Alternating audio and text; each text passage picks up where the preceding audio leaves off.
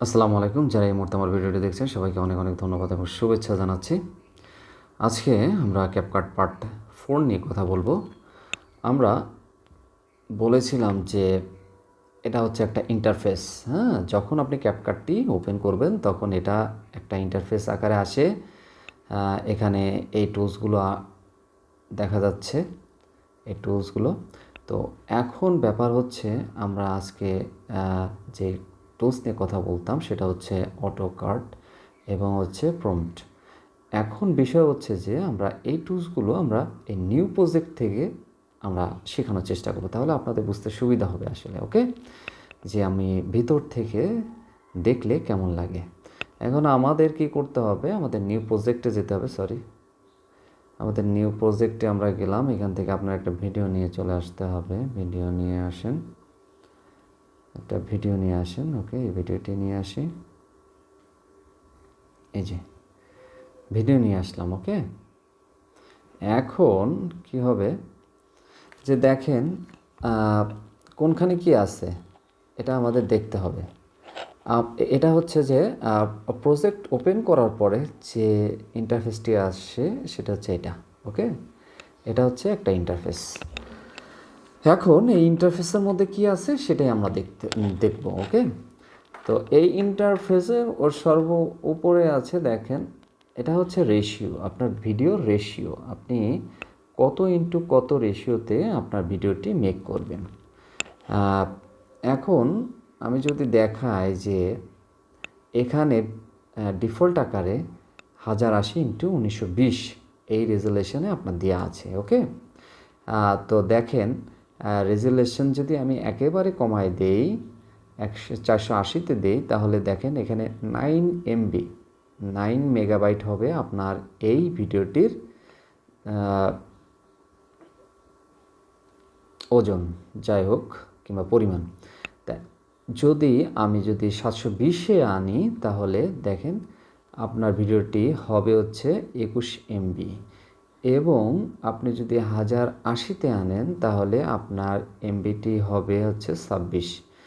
আর যদি আপনি 2K অথবা 4K-তে আনেন তাহলে আপনার ভিডিওটি হবে 64 MB। এখন কথা হচ্ছে যে আমি কোন রেশিওতে আমি ভিডিওটি করব।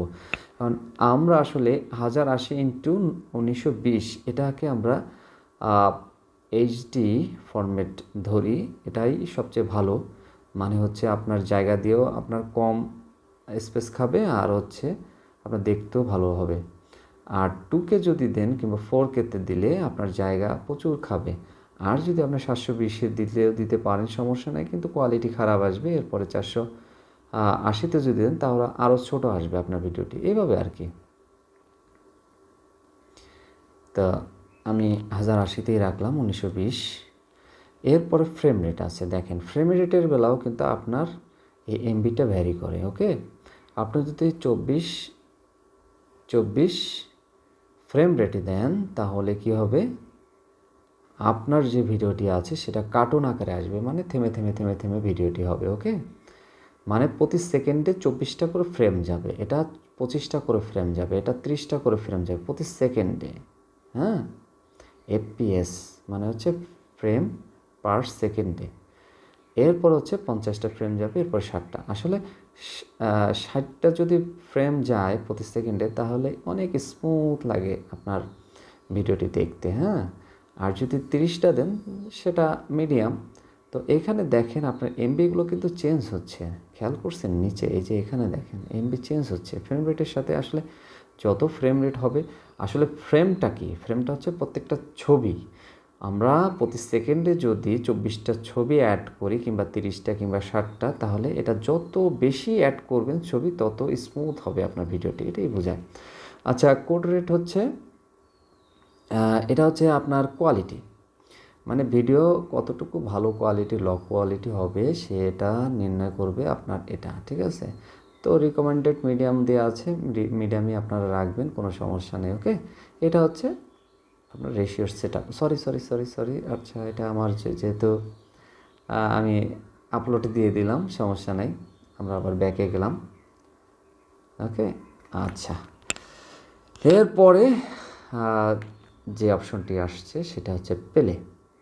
ও এটা বলে রাখি, আপনি যেটা এডিট করবেন অথবা যে যে ভিডিওটা আপনি প্রজেক্ট হিসাবে আনলেন সেই ভিডিওটা হচ্ছে এখানে, এই ভিডিওটা আপনার এই রেশিওতে আনছেন, এর জন্য এইভাবে দেখা যাচ্ছে। ওকে, তো যাই হোক, এরপরে এটা হচ্ছে প্লে বাটন। আপনি যদি প্লে করে শুনতে চান তাহলে আপনি এইভাবে শুনতে পারবেন, কোনো সমস্যা নাই। এরপরে যেটা আছে সেটা হচ্ছে রেডি এবং আনডু।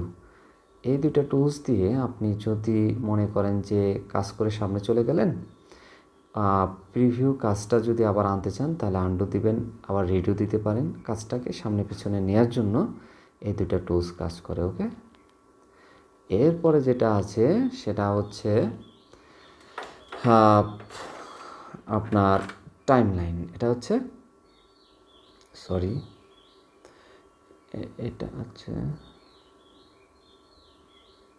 এটা হচ্ছে টাইম লাইন। এই যে এটা হচ্ছে টাইম লাইন। ওকে, এরপরে যেটা হচ্ছে সেটা হচ্ছে অডিও লেয়ার। এটা হচ্ছে টাইম লেয়ার, অডিও লেয়ার, এটা হচ্ছে ভিডিও লেয়ার। ওকে, আচ্ছা, এরপরে দেখেন এই জায়গায় এডিটের অপশন আছে, এগুলো আমি একটা একটা করে দেখাবো, তখন বুঝতে পারবেন কাজ করার সময়। টেক্সট আছে, এরপরে আছে স্টিকার, ওভারলি, তারপরে আছে ইফেক্টস। হ্যাঁ, এরপরে কি আছে আমি একটু দেখাই।